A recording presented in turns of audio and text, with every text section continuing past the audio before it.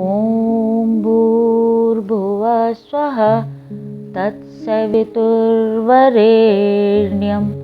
भर्गो देवस्य धीमहि धियो यो नः प्रचोदयात्। आगे परम पूज्य गुरुदेव हेडिंग लिखते हैं, विशिष्टता का सुनियोजन। अभावग्रस्तों को कठिनाइयों का सामना करना पड़े तो बात समझ में आती है, पर आश्चर्य तब होता है जब विपुल साधन अपने अधिकार से होने पर भी जानकारी के अभाव में लोग हैरान फिरते पाए जाते हैं। ऐसी घटनाएं जब सुनने को मिलती हैं तो उस अनजानेपन को दुर्भाग्य का प्रतीक मानकर खेद व्यक्त किया जाता है।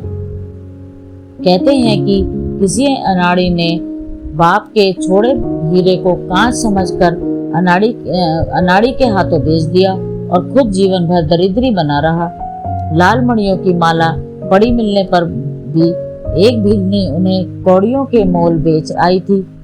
कस्तूरी हिरण की नाभि में कस्तूरी रहती है, पर वह सुगंध की तलाश में निरंतर दौड़ धूप करता और थककर प्राण गंवा देता है। माचिस जेब में होने की बात याद न रहने पर, ढेरों घास फूस पास रहने पर भी एक यात्री ठंड में सिकुड़कर मर गया था। घर के आंगन में खजाना गड़ा होने की बात ज्ञात न होने पर उस झोंपड़ी के निवासी को जब जब मजूरी मिलने पर आधे पेट सोना पड़ता था। ऐसी घटनाएं प्राय कौतूहल पूर्वक सुनी जाती हैं तो सुनने वालों तक को हैरानी होती है। दिशा भ्रम हो जाने पर बंजारे रात भर चलते रहने पर भी बेकार भटकते रहते हैं और भूल कर पता चलने पर वापस लौट आते हैं। खंडहरों में भूल भुलैया बनी पाई जाती है। उनमें घुस जाने के बाद यह ख्याल नहीं रहता कि वापस लौटने का दरवाजा कौन सा है। हड़बड़ी उस मानसिकता को और भी अधिक बेजार कर देती है।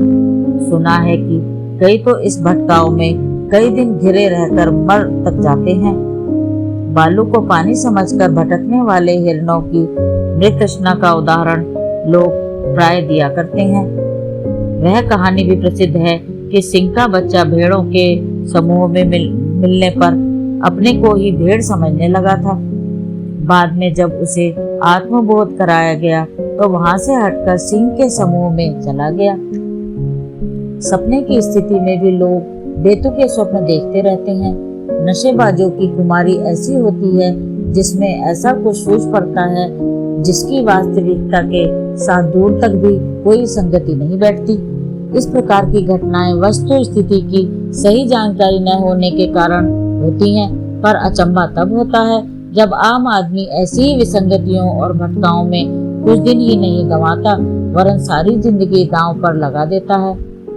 आम आदमी अपने अपने ढंग की उलझने, कठिनाइयों, समस्याएं, चिंताएं, व्यवस्थाएं से पर लादे रहता है और उनके समाधान के लिए भी जिस जिसका आसरा ताकता है। स्पष्ट है कि कभी कभार किसी की छोटी मोटी सहायता हाथ लग भी सकती है, पर जब पूरा जगत ही उलझन भरा है तो कौन किसकी कब तक कितनी सहायता कर सकता है। विशेषतया तब जबकि हर किसी को अपनी अपनी समस्याओं में ही इतना उलझे रहना पड़ता है कि दूसरों की सहायता करने जैसी न तो स्थिति रह जाती है और न वैसी अभिरुचि या फुर्सत ही होती है। अपनी गलती ढूंढने खोजने की किसी को आदत नहीं है। भ्रमों में से एक बड़ा भ्रम हर आदमी में यह भी पाया जाता है कि अपनी दौलत कम और दूसरों की दौलत चौगुनी सौगुनी समझ पड़ती है। वस्तुतः सर्वथा दोष रहित व्यक्ति कदाचित कोई भी नहीं होता, पर अपनी गलती कोई सोचे कैसे। इससे हेठी जो होती है, नाक जो कटती है, अपनी सर्वज्ञता पर आंच जो आती है। इसीलिए काम बिगड़ने पर उसका लांछन अपने ऊपर न लगने देने के लिए यह सस्ता नुस्खा हाथ लगता है कि दोष किसी दूसरे पर थोप दिया जाए। इसके लिए सामने वाले किसी को दोषी ठहराने पर जो झंझट खड़ा होने का डर रहता है, इसीलिए हननकर्ता किसी ऐसे निरीह को ढूंढ लेते हैं जो सामने आकर प्रतिवाद करने में समर्थ न हो। भाग्य चक्र, समय का फेर, ग्रह दशा, विधाता का विधान, कर्म रेखा आदि पर कोई भी कितना भी दोषारोपण करता रहता है, जिस पर दोष थोपा गया है वे उलटकर सफाई देने की स्थिति में तो होते नहीं। ऐसी दशा में आरोपी को अपनी मान्यता और भी अधिक सुनिश्चित होने का मत बना रहने में कुछ कठिनाई नहीं होती। एक ओर तो दूसरों पर लांछन लगाने की प्रवृत्ति जमी रहती है और दूसरी ओर आत्म समीक्षा न कर पाने की प्रवृत्ति मनुष्य को भ्रमित किए रहती है। एक दुष्कल्पना से ग्रसित अधिकांश लोग पाए जाते हैं कि अपनी निज की सामर्थ्य अकिंचन है, उसे बढ़ाने के लिए हम क्या कुछ कर सकते हैं। उत्कर्ष से सुयोग मिलना अपने हाथ में नहीं है। जितना प्रयत्न अच्छे के लिए किया जा चुका है उससे अधिक और कुछ करने का अवसर ही कहाँ था। इसी प्रकार की बातें सोचकर आत्म समीक्षा, आत्म सुधार, आत्मनिर्माण और आत्म विकास का अवसर ही गंवा दिया जाता है। उपाय न सूझ पड़ने पर कुड़कुड़ाने, खींचने, झल्लाने, उद्विग्न रहने और चिंतातुर रहने के अतिरिक्त कुछ बंद भी नहीं पड़ता। अपने को तनावग्रस्त बना लेना तो दुष्कल्पनाओं के आधार पर और भी अधिक सरल व संभव हो जाता है। ऐसा ही लोग करते भी रहते हैं। इस व्यापक भ्रांति को महामारी जैसा प्रकोप कहा जाए तो इसमें तनिक भी अत्युक्ति नहीं मानी जा सकती। जनसाधारण को यह समझने का सुयोग नहीं मिल पाता कि मनुष्य की अंतर्निहित शक्तियां इतनी अधिक है कि यदि उन्हें प्रसुप्ति से विरत करके जागृत एवं क्रियाशील बनाया जा सके तो हर सामान्य समझा जाने वाला व्यक्ति अपने को असामान्य सिद्ध करके दिखा सकता है। इसमें कोई रहस्यवाद नहीं है, न कुछ ऐसा है जिसे अमान्य ठहराया जा सके। पुरातन इतिहास के पृष्ठ पलटने या अर्वाचीन इतिहास की गतिविधियों पर तनिक गंभीरता पूर्वक नजर डालने पर ऐसे असंख्य उदाहरण आंखों देखे और कानों सुने जा सकते हैं जिनमें आत्मविश्वास और प्रचंड साहस के बलबूते प्रगति की दिशा में चलने का सूझबूझ के साथ प्रयत्न किया गया और वे क्रमशः अधिक उपयुक्त अवसर पाते चले गए। अंततः इतनी ऊंचाई पार कर सके जिसे देखते हुए आश्चर्य लगता है कि किसी दैवी वरदान का भ्रम होता है। इसके विपरीत ऐसे उदाहरण भी कम नहीं देखे जा सके जिनमें अपार साधन और अवसर होते हुए भी दुर्गुणों के शिकार रहकर व्यक्ति दिन पर दिन पतन पराभव की ओर लुढ़कते चले गए और अंत में वहां पहुंच गए जिसे दुर्गति या दुर्भाग्य ही कहा जा सकता है। साधारण समझ में अपनी पृथ्वी जहाँ की तहाँ स्थिर खड़ी दिखती है, पर जिन्होंने कुछ अधिक जानकारी प्राप्त की है वे विश्वास पूर्वक कह सकते हैं कि वह अपनी धुरी पर लट्टू की तरह घूमती रहती है। सूर्य की परिक्रमा के लिए तीर की तरह सनसनाती हुई दौड़ती है। मनुष्य के संबंध में भी यही बात है। उसकी जीवनचर्या के लिए अग्रगमन की प्रगति संभावनाएं फूट फूट कर भरी हुई हैं। कमी केवल इस बात की है कि वस्तु स्थिति समझने और उस पर विश्वास करने का विवेक जगा नहीं। अपने ऊपर दीनता और हीनता की परतें इतनी मोटी जमी होती हैं कि वही अपना वास्तविक स्वरूप प्रतीत होता है। उपर्युक्त भ्रम से निकलने के लिए सामान्य प्रयासों को आसपास का वातावरण नष्ट कर देता है। अहंकारियों का समुदाय दूसरों को हे ठहराकर ही अपने बड़प्पन की पुष्टि कर सकता है। ऐसे समुदाय के अपने से समर्थ लोग इसी स्तर की समीक्षा करते रहते हैं। बड़ों की बात ही सही मान भी ली जाती है। इस कथन को औसत आदमी हृदयंगम भी करता रहा है और यह मान बैठता है कि उसकी हस्ती नगण्य है, उससे कोई बड़ा काम या बड़ा वजन उठ नहीं सकता। इसीलिए खैर इसी में है कि जैसे भी कुछ दिन गुजर रहे हैं उसी प्रकार संतोषपूर्वक समय काट दिया जाए, संकटों को सह लिया जाए, दुर्दिनों के साथ तालमेल बिठा लिया जाए। इस स्तर का मानस बन जाने पर विद्यमान क्षमताएं और भी गहरे गर्त में चली जाती हैं। उन्हें उभारने उठाने का जब भीतर या बाहर से कोई प्रयत्न ही नहीं होता तो आगे बढ़ने ऊंचे उठने की संभावना ही कैसे बने। उस दिशा में कुछ ठोस प्रयत्न करने का प्रयास ही कैसे चले। जब उमंगे ही मर गईं तो फिर अग्रगमन का अवसर छप्पर फाड़कर आकाश से आंगन में क्यों कर आ धमके। इसे दुर्भाग्य ही कहना चाहिए कि ऐसी प्रचंड सामर्थ्य हर किसी के भीतर होते हुए भी उसका सदुपयोग कर सकना तो दूर पहचानना तक नहीं बन पड़ता। आत्मविस्मृति ही यह अभिशाप है जिसे लोग जाने या अनजाने स्वयं अपनाते हैं और कंधे पर लाद कर चलते हैं। इसी को कहते हैं प्रतिभा का अभाव, जो कभी कभी तो मोटे पहलवानों को भी आंतरिक दृष्टि से खोखला देखकर आश्चर्य रूप से व्यक्त किया जाता है। शारीरिक बल का प्रदर्शन तो भेड़ें और भैंसें भी आपस में टक्कर मारकर दर्द जताते हुए देखी गई हैं। तीतरों और मुर्गों को भी मोर्चे लड़ाते और अहंता में अग्रगणी होने का दर्प जताते देखा जाता है। यह वास्तविक बलिष्ठता का प्रमाण नहीं है। गहराई तक जाना हो तो देखना पड़ेगा कि मन की कौन सी दिशाधारा उस बल का प्रयोग कर रही है। गुंडे, आतंकवादी, आतताई, अनाचारी अपनी अकड़ दिखाते और रौब जमाते देखे जाते हैं। दूसरों पर धाक जमाना और उन्हें डर दिखाकर उचित अनुचित करा लेना, यही उनका प्रयास व्यवसाय रहता है। ऐसे लोगों की शारीरिक बलिष्ठता कैसे सराही जा सकेगी? यही बात बुद्धि बल, धन बल आदि के संबंध में है। उसका दुरुपयोग करने वाले अपने लिए भर्त्सना और दूसरों के लिए विपत्ति ही खड़ी करते हैं। कला का दुरुपयोग भी कम नहीं हुआ है। श्रृंगारिकता, विलासिता, अनैतिकता जैसी पशु प्रवृत्तियों को भड़काने में संगीत, चित्रकला, साहित्य आदि का कम सहारा नहीं लिया गया है। ऐसी दशा में उस कला को किस प्रकार सराहा जाए जो आकर्षित प्रभावित तो अनेकों को करती है, बदले में पूरी कीमत बटोर लेने में भी सफल रहती है। पर यदि उसके और परिणामों को देखा जाए तो यह कहना पड़ता है कि ऐसे प्रख्यात कलाकार यदि अविख्यात अनजान लोगों की तरह साधारण स्थिति में रह रहे होते तो कहीं अच्छे थे। तब वे लोगों को चमत्कृत करके कुमार्ग पर चलने के लिए ललचाने वाला कुकृत्य तो न कर सके होते। उपलब्धि क्या हस्तगत हुई, यह देखना ही पर्याप्त नहीं, जांचा यह भी जाना चाहिए कि उसका उपयोग लोकहित के लिए किस प्रकार और कितना बन पड़ा। यदि इसकी कसौटी को छोड़ दिया जाए तो सर्प वृक्षों की शरीर संरचना की प्रशंसा की पात्र बनेंगी। चीते और भेड़िए भी दूसरों की तुलना में अधिक बलिष्ठ होने के कारण प्रतिष्ठा पाने के अधिकारी समझे जाएंगे। तब उनकी मार से डरने और बचने की कोई आवश्यकता न रहेगी। सराहनीय वही बल कौशल है जिसका उपयोग सउद्देश्य के लिए बन पड़े। अन्यथा बढ़ी हुई प्रतिभा बारहसिंगे के बढ़े हुए सिंगों की तरह है, जो देखने में कौतूहल वर्धक तो लगते हैं पर अपना प्रयास प्रयोजन कुछ भी साध सकने में समर्थ नहीं होते।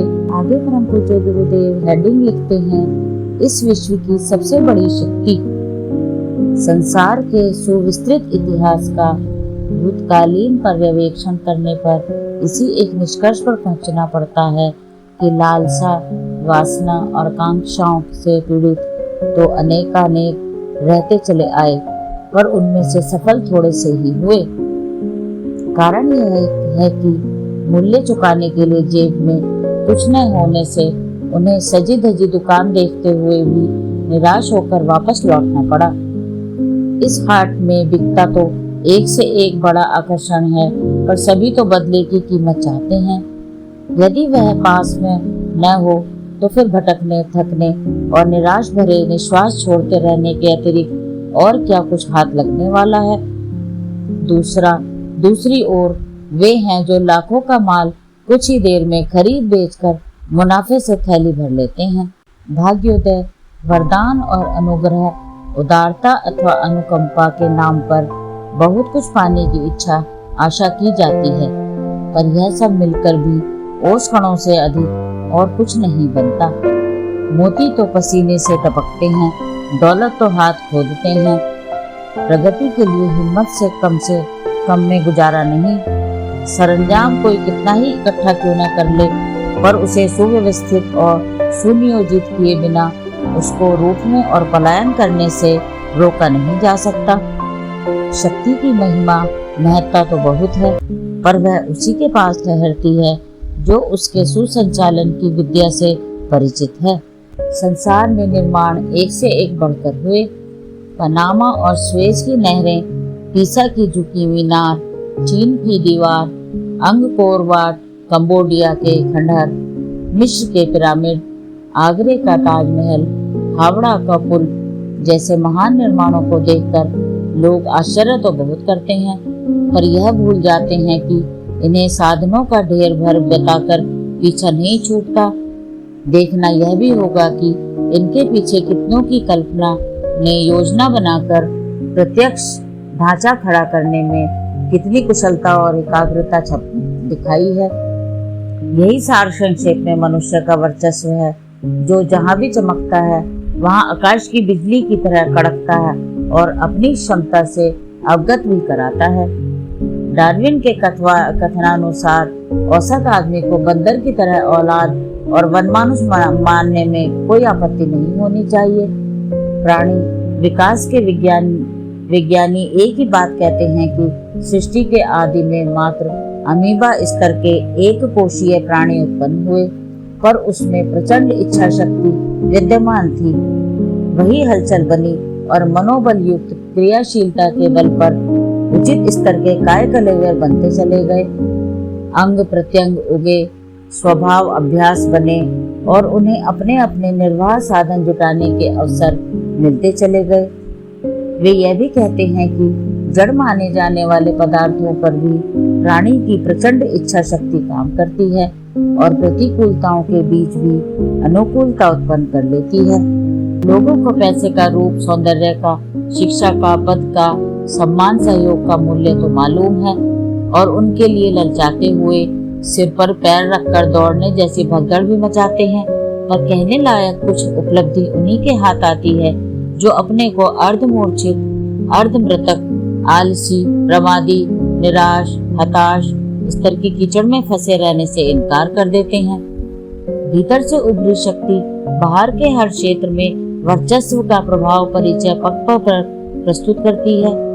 सभी प्रजातियां, सभी संरचनाएं यह प्रमाण परिचय देती हैं कि वे अपने संकल्प बल से उभरी और अनुकूल रूप धारण करने में समर्थ हुई हैं। उनने अपने निर्वाह साधन इसी आधार पर जुटाए हैं और प्रकृति की आवश्यकताओं को पूरा करने के लिए किसी अज्ञात प्रेरणा से बाधित होकर अपने आप को ढाला है। वह संकल्प शक्ति ही है जो प्राणियों और पदार्थों में विद्यमान रहकर अपनी अद्भुत शक्ति का परिचय देती है। प्राणियों में मनुष्य सचमुच महान है। सृष्टि को ईश्वर की संरचना माना जाता है, पर ईश्वर के वर्तमान स्वरूप को किसने जाना? इसका उत्तर खोजते समय इसी निष्कर्ष पर पहुंचना पड़ता है कि उसे मनुष्य ने बनाया। इतिहास साक्षी है कि जब जब जिन वर्गों ने उस क्षेत्र में पराक्रम संजोए हैं, उसने उसी क्षेत्र में आशातीत सफलताएं पाई हैं। अग्नि प्रज्वलन से लेकर पहिए के आविष्कार तक उसकी प्रथम कृति थी, जिसने अनेकानेक साधनों, वाहनों का उद्भव आसान कर दिया। अभी उसने कृषि, पशुपालन, वस्त्र निर्माण, भवन निर्माण, व्यवसाय आदि के सहारे प्रगति के नए आयाम खोजे होंगे। भाषा और लिपि का आविष्कार अपने समय में अति क्रांतिकारी माध्यम माना गया होगा। धर्म, समाज और शासन का गठन उन लोगों की भारी सफलता थी जो वानरों की तरह यायावर जीवन बिताते आदिम काल की उपहासास्पद स्थिति में रहते थे। वैज्ञानिक आविष्कारों से सुसज्जित दुनिया जब गढ़ी जाने लगी, तब तो मानव प्रकृति पर विजय पाने का नगाड़ा ही बजने लगा। अब तो ऐसे अणु आयुधों के जखीरे जमा हो गए हैं जिनसे सृष्टि की इस सुंदर संरचना धरित्री को देखते देखते धूल बनाकर अंतरिक्ष में उड़ा दिया जाए। यहाँ प्राणी या वनस्पति वर्ग के सभी सदस्य सर्वथा लुप्त प्राय हो जाएं। इस प्रकार मनुष्य ईश्वर का समर्थ सहायक भी सिद्ध होता है और दुर्घर्ष प्रतिद्वंदी भी। उसकी यह शक्ति चेतना से जानी जाने वाली किसी प्रचंड संकल्प बल की वशवर्ती है और उसी के सहारे कठपुतली की तरह नाचती रहती है। इसी की न्यूनाधिकता से मनुष्य शूद्र और महान बनता है। उसके उच्च स्तरीय होने पर देव और निकृष्टता अपनाने पर दैत्य का उद्भव होता है। दैवी शक्तियों से संपन्न व्यक्ति ही सिद्ध पुरुष या देव मानव कहलाता है। बुद्धिमत्ता, प्रतिभा, व्यवस्था, संरचना, परिवर्तन आदि के अनेक प्रयोग जहाँ तहाँ होते रहते हैं और उनके प्रयोक्ता बलि महाबली कहलाते हैं। पर यह भुला नहीं दिया जाना चाहिए कि समस्त कला कौशलों, निर्माणों और सफलताओं की जन्मदात्री वह संकल्प शक्ति रूप प्राणाग्नि ही है, जो चिंगारी से बढ़ते बढ़ते दावानल का रूप धारण करती देखी जाती है। उत्थान और पतन उसी के दो चित्र विचित्र खिलौने हैं। जिन दिनों इंग्लैंड पर जर्मनी द्वारा दिन रात भयंकर बम वर्षा अनवरत रूप से हो रही थी, तब सर्वसाधारण को यही सोचते कहते देखा जाता था कि इंग्लैंड का पतन अब हुआ तब हुआ। इन घोर निराशा के दिनों में भी उस देश के प्रधानमंत्री विंस्टन चर्चिल का आत्मविश्वास पूर्वक यही कहना था कि रूस व अमेरिका का जो भी होना हो, इंग्लैंड जीत कर रहेगा। इतने प्रगाढ़ आत्मविश्वास को देखकर स्टालिन और रूजवेल्ट दंग रह गए। तीनों ने मिलकर वे कदम उठाए कि देखते देखते पासा पलट गया और मित्र राष्ट्र विजयी होकर रहे। स्मृति की तरह विस्मृति भी मनुष्य के स्वभाव में सम्मिलित है, पर उस दुर्गुण के इस सीमा तक पहुंच जाने को क्या क्या कहा जाए, जिसमें अपने आप के आत्मगौरव को, ओजस, तेजस और वर्चस्व को ही भुला दिया जाए। आज कुछ ऐसा ही सम्मोहन व्यामोह किसी शैतान द्वारा बिखेरा गया दिखता है, जिससे हतप्रद होकर व्यक्ति अपने को दीन, दुर्बल, अशक्त, असहाय, अभागा आदि समझने लगा है। यदि उसे अपने जीवन पर विश्वास हुआ होता तो कठिन से कठिन विघ्न बाधाओं को चुनौती देते हुए अब तक न जाने कहां से कहां पहुंच गया होता। कुछ वर्ष पहले की ही तो एक खबर है। साइबेरिया के हिम प्रदेश में बंदी बनाए गए कुछ कैदी उस दुर्गम क्षेत्र से भाग निकले। प्राय 4000 मील के अति दुर्गम आहार सामग्री से रहित क्षेत्र को पार करते हुए किसी प्रकार भारत आ पहुंचने का दुस्साहस उन्होंने कर ही दिखाया। इसके बाद उन्हें उनके देश पोलैंड सम्मान सहित पहुंचा दिया गया। अनगिनत आंदोलनों के योजनाकार अपनी लगन को साकार बना कर रहे हैं। इसके पीछे सुयोग या सहयोग का भी एक भाग हो सकता है, पर प्रधानता प्रचंड आत्मविश्वास की ही रही है। प्रगति का ढांचा उसी पर खड़ा होता है।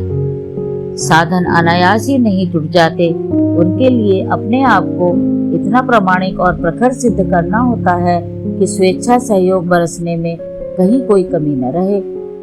आत्मस्मृति के दलदल में से उबार कर मनुष्य समुदाय के एक वर्ग को इन्हीं दिनों प्रबल प्रतिभा का धनी बनाना है। इस प्रयास को सर्वोच्च प्राथमिकता मिलनी है, कारण कि इन्हीं दिनों कुछ अत्यधिक महत्वपूर्ण कार्य किए जाने के लिए दैवी चेतना इन्हीं समर्थों की प्रतीक्षा कर रही है। मनुष्य स्वभाव में प्रचलन में नरक जैसे दुर्गंधित कचरे को हटाने के लिए ऐसी जुझारू प्रवृत्ति चाहिए जो तूफान बनकर बरसे और जो ढाया गिराया जाना ही है उसे स्थानांतरित करके ही रहे।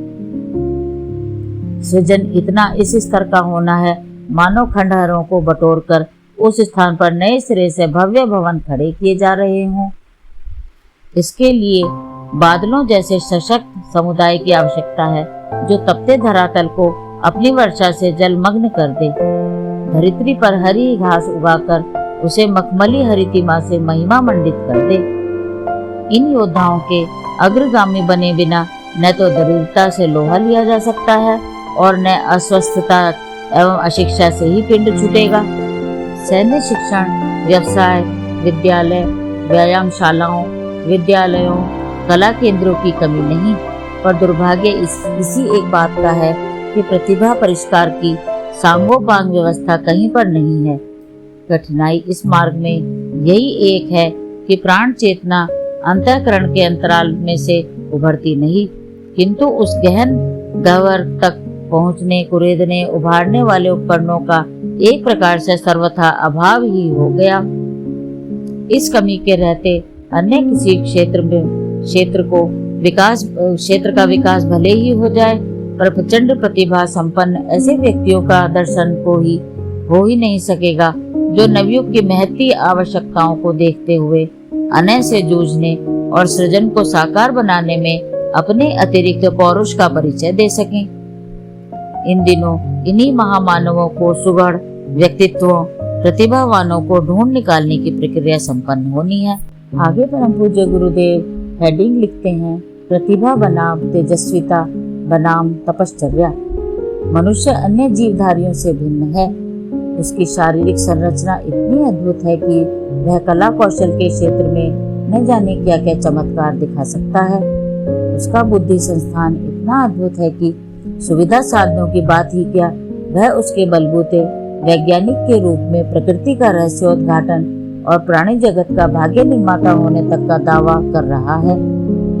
विद्या बुद्धि से संबंधित अनेकानेक तत्व दर्शन उसने विनिर्मित किए हैं। शासन और समाज की संरचना उसी की सूझबूझ का प्रतिफल है। साहित्य का अक्षर भंडार उसी का सृजा हुआ है। उसी ने देवी देवताओं की सृष्टि की है। कहने को तो वह यह भी कहा जाता है कि ईश्वर ने भले ही सृष्टि को बनाया हो, पर ईश्वर जिस रूप में आज लोकमानस में स्थान पा सका है वह मनुष्य की ही प्रतिस्थापना है। इस दृष्टि से तो वह सृष्टा का भी सृष्टा हुआ। न कैसा अद्भुत है यह गले न उतरने वाला सत्य और तथ्य। मनुष्य सचमुच महान है। दार्शनिकों ने उसे भटका हुआ देवता कहा है। शास्त्रकार कहते हैं कि मनुष्य से श्रेष्ठ इस संसार में और कुछ नहीं है। बात बहुत हद तक सही भी मालूम पड़ती है, क्योंकि अवतारों से लेकर महामानवों तक का इतिहास एक ही बात बताता है कि मनुष्य अपने आप को समझ और विकसित कर सके तो वह उस स्तर तक पहुंच सकता है जिसका प्रतिपादन वेदांत दर्शन की शिवोहम सच्चिदानंदोहम अय आत्मा ब्रह्म तत्वमसि आदि उक्तियों के माध्यम से उसे ईश्वर सिद्ध करता है। ईश्वर का राजकुमार या प्रतिनिधि होने का दावा तो अनेकों मूर्धन्यों ने अनेक बार किया है। ईसा को ईश्वर का पुत्र होने की मान्यता मिली है। यह पृथ्वी अनादिकाल से ऊबड़ खाबड़ खाई खड्डों से भरी हुई अनगढ़ जीव जंतुओं की क्रीड़ा स्थली रही होगी।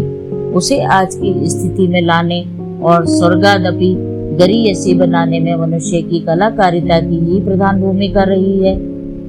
वन मानुष या नर वानर की आदिम स्थिति से ऊपर उठकर उसने अपने को क्या से क्या बना लिया।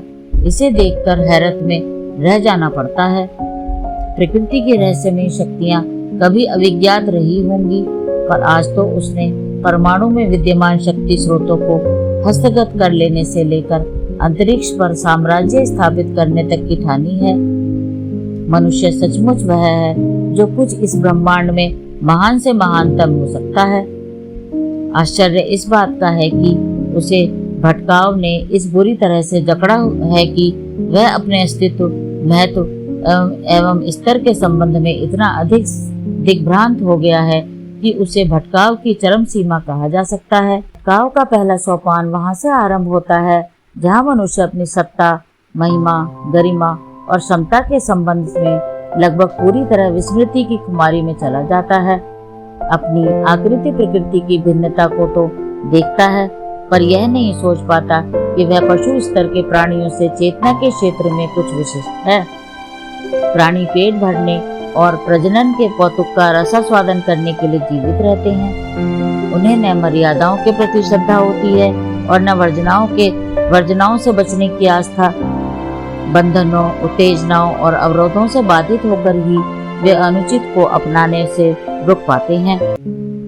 स्वच्छंद और क्षमता रहने की स्थिति में उन्हें मर्यादा पालन में कोई उत्साह नहीं रहता। आवश्यकता और मनमर्जी ही उनकी प्रेरणा के स्रोत होते हैं। मनुष्य की भावना और धारणा भी ऐसी हो तो उसे नर पशु से अधिक और कुछ नहीं कहा जा सकता है। जिनने लोभ, मोह और अहंकार की लालसा को ही अपना लक्ष्य मान लिया है, वे उचित अनुचित का अंतर किस प्रकार कर सकेंगे। संकीर्ण स्वार्थपरता के भव बंधनों से छुटकारा पा सकना उनसे कैसे बन पड़ेगा। जिन्हें संपन्नता की तृष्णा और बड़े कहलाने के महत्वाकांक्षाएं जकड़े रहती हैं, उनके लिए विचारशीलता के स्वच्छंद आकाश में पंख फड़फड़ाना कैसे संभव है।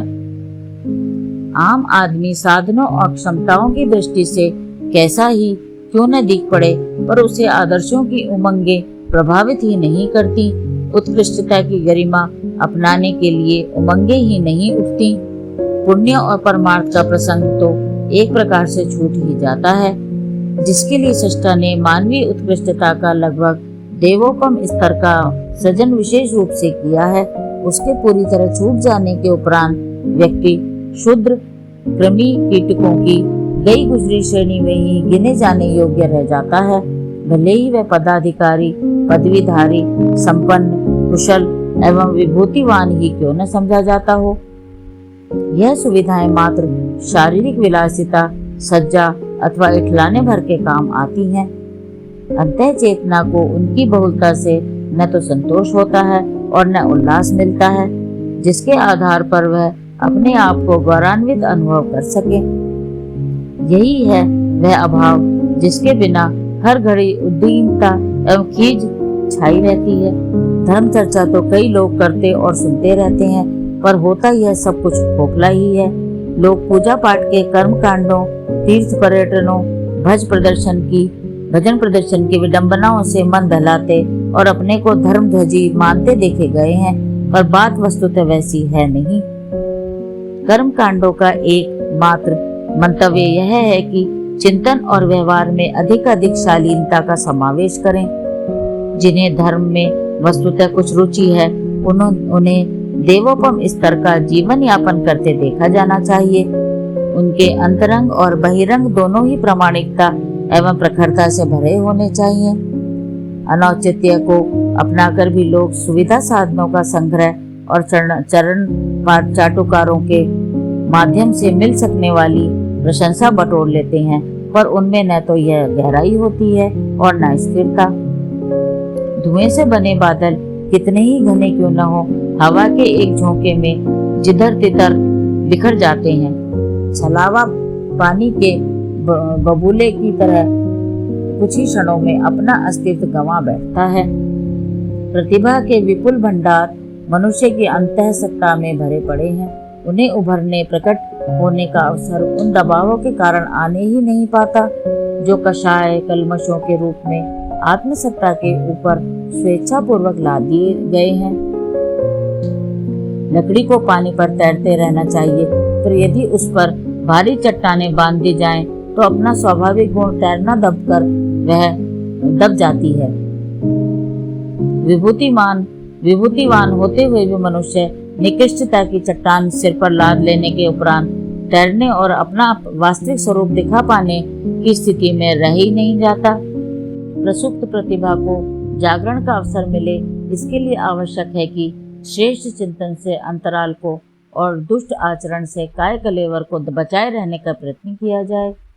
यह तभी बन पड़ेगा जब अवांछनीय महत्वाकांक्षाओं की हथकड़ी बेड़ी से हाथ पैर खुले रहें। लोगों की उत्कंठा धनाढ्य बनने में रहती है, ताकि विलासिता के विपुल साधन जुटाए जा सकें।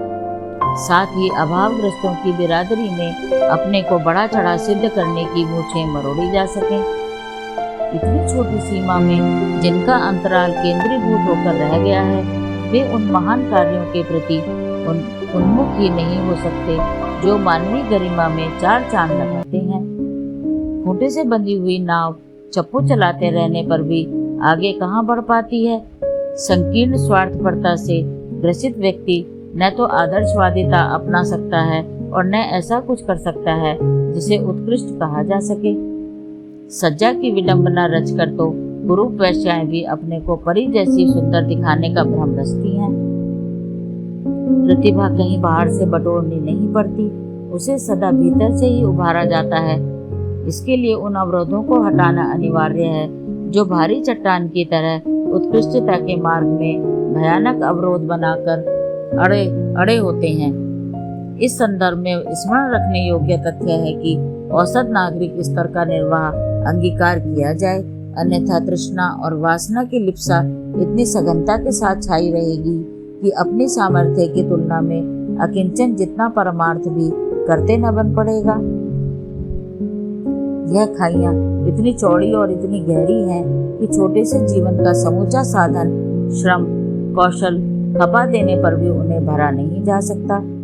फिर वह बन ही कैसे पड़े जो उत्कृष्टता के साथ अति सघनता पूर्वक जुड़े हुए प्रतिभा परिष्कार का पुण्य प्रयोजन संतोषजनक मात्रा में उपलब्ध करा सके। लालसा, अन्य भौतिक महत्वाकांक्षाओं में कटौती किए बिना किसी के पास भी इतना समय, श्रम, साधन बच नहीं सकता जिसके सहारे आत्म कल्याण और लोक कल्याण की दिशा में कुछ कहने लायक कदम उठ सकें। साधु और ब्राह्मणों को भूसुर की पृथ्वी के देवता की उपमा दी जाती रही है। वह इसलिए कि उनने संयम, अपरिग्रह, संतोष की राह अपनाई। अपने निजी बड़प्पन में जिसकी जितनी अभिरुचि होगी वह उतना ही अपने को व्यस्त और अभावग्रस्त अनुभव करेगा। सदा यही कहता रहेगा कि अपनी समस्याओं से ही घिरा हुआ हूँ, जबकि वस्तुतः वास्तविक समस्याएं मनुष्य के सामने होती ही कितनी हैं। फिर यदि उन्हें व्यावहारिक बुद्धि द्वारा समझदारी के साथ सुलझाया जाए तो इतनी सरलता पूर्वक सुलझ जाती हैं कि मानो वह वस्तुतः थी ही नहीं। भ्रांतियों के कारण वे बढ़ी या लाद दी गई हैं। संयम नियम के कितने ही अनुबंध हैं जिनमें आहार विहार की शुद्धि, सज्जनता, सद्भावना, श्रमशीलता, मितव्यता, स्वच्छता, सहकारिता, अनुशासन, प्रियता आदि प्रमुख हैं। इनके विपरीत अनेक दोष हैं। असंयम, चटोरापन, आलस्य, प्रमाद, निष्ठुरता, स्वच्छंदता, अपव्यय, व्यसन आदि जो प्रगति में बाधक बनते हैं। यह सब देखने सुनने में बहुत ही दुष्कर प्रतीत होते हैं, पर वस्तुतः है संकीर्ण स्वार्थपरता और स्वेच्छाचार की पैदा की हुई औलाद ही। इनमें से एक एक को गिनना और रोकथाम करना मेंढक तोलने के समान है। बिस्तर को धूप में डाल देने के उपरांत खटमल और उनके अंडे बच्चे सभी मर जाते हैं। इसी प्रकार दृष्टिकोण को उदात्त बना लेने के उपरांत अपना स्वरूप, लक्ष्य और कर्तव्य तीनों ही सूझ पड़ते हैं। उस प्रकाश के जलते ही उन भूत पलितों से छुटकारा मिल जाता है जो अंधेरे के कारण सामान्य होते हुए भी डरावने बनकर भयभीत करते और त्रास देते हैं। दृष्टिकोण में जब विशालता का समावेश होता है तो लगता है कि परमार्थ ही परम स्वार्थ है, उसके बराबर लाभ और किसी व्यवसाय में नहीं। इस तथ्य को इतिहास प्रसिद्ध सभी महामानवों से लेकर सामयिक श्रद्धाभाजन व्यक्तियों के ऊपर बरसती हुई सद्भावना को देखकर सहज समझा जा सकता है कि व्यक्तिगत लाभ की बात सोचने वाले भी यदि दूरदर्शी हों तो उन्हें परमार्थ प्रयोजनों में अपनी क्षमता लगाने के उपरांत बदले में कई गुना अधिक मिलता है। एक बीज बोया जाता है पर 1000 गुना होकर लौटता है। यही नीति महामानवों की रहती है। वे समाज के खेत में पुण्य परमार्थ के बीज बिखेर देते हैं और उस फसल को अपने लिए ही नहीं समाज के लिए भी काटते वे विश्व स्वधा को लाभान्वित करते हैं। यही प्रतिभा का चिन्ह है। प्रतिभा तेजस्विता को कहते हैं।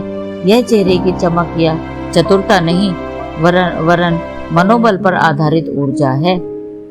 गांधी जी 92 पौंड वजन और 5 फुट 2 इंच के थे, रंग के काले और कुरूप भी, पर उनका तेजस ऐसा था कि जनसाधारण से लेकर देश के वरिष्ठ मूर्धन्यों तक को उनका आदेश शिरोधार्य करते देखा जा सकता था। यहाँ तक कि विशाल साम्राज्य के अधिपति अंग्रेज भी उनसे प्रभावित होकर बिस्तर गोल करके चले ही गए। यह तेजस निजी और सामूहिक जीवन के हर पक्ष को जगमगाता है, उसे प्रखरता भरी ऊर्जा से जाज्वल्यमान बना देता है। तेजस्विता तपश्चर्या की उपलब्धि है जो निजी जीवन में संयम साधना और सामाजिक जीवन में परमार्थ परायणता के फलस्वरूप उद्भूत होती है। संयम अर्थात अनुशासन का, आत्मनियंत्रण का, कठोरता पूर्वक परिपालन। इसके लिए मनुष्य को तृष्णा, वासना और अहंता के त्रिविध नागपाशों से छूटना पड़ता है। सादा जीवन, उच्च विचार का, ब्राह्मणोचित औसत नागरिक स्तर का जीवन यापन करना पड़ता है। जो इतना कर सके उन्हीं से परमार्थ सदता है और योगियों में पाई जाने वाली सिद्धियों, शक्तियों और विभूतियों का अंतराल में उद्भव और अखिल अंतरिक्ष से अभिवर्षण होता है। दैवी अनुग्रह या वरदान भी इसी को कहते हैं। कर्म कांड परक इसके साधना विधान अनेक हैं, पर सर्व सुलभ प्रक्रिया यही है कि निजी जीवन इतना हल्का फुल्का रखा जाए कि उसका निर्वाह न्यूनतम श्रम और संयम में ही संभव होता रहे। इसके उपरांत ही श्रम, समय और साधन इतनी मात्रा में बच पाते हैं कि उनके आधार पर परमार्थ में निरत रहकर परम ब्रह्म के साथ एकात्म होने का रसास्वादन किया जा सके, देवोपम जीवन जीने का आनंद लाभ उठाया जा सके। किस प्रयोजन के लिए, किस अवसर पर, किस प्रकार, क्या संयम बरता जाए, यह निर्णय निर्धारण व्यक्ति विशेष की परिस्थिति और मनः स्थिति को देखते हुए करना पड़ता है। जिसके जीवन का जो पक्ष उद्भुत हो चला हो, उसे सर्कस के जानवरों की तरह बल चातुर्य प्रयोग करते हुए कला कौशल दिखा सकने के लिए प्रशिक्षित करना पड़ता है। शरीर और मन दोनों को ही शालीनता अपनाए रहने के लिए अभ्यस्त करना पड़ता है। संयम योग यही है। जो इतना कर सका वही पुण्य परमार्थ अर्जित करने का भी अधिकारी है। उद्धत आचरण वाला व्यक्ति कीचड़ से कीचड़ धोने के प्रयत्न में क्या कुछ सफलता प्राप्त कर सकेगा?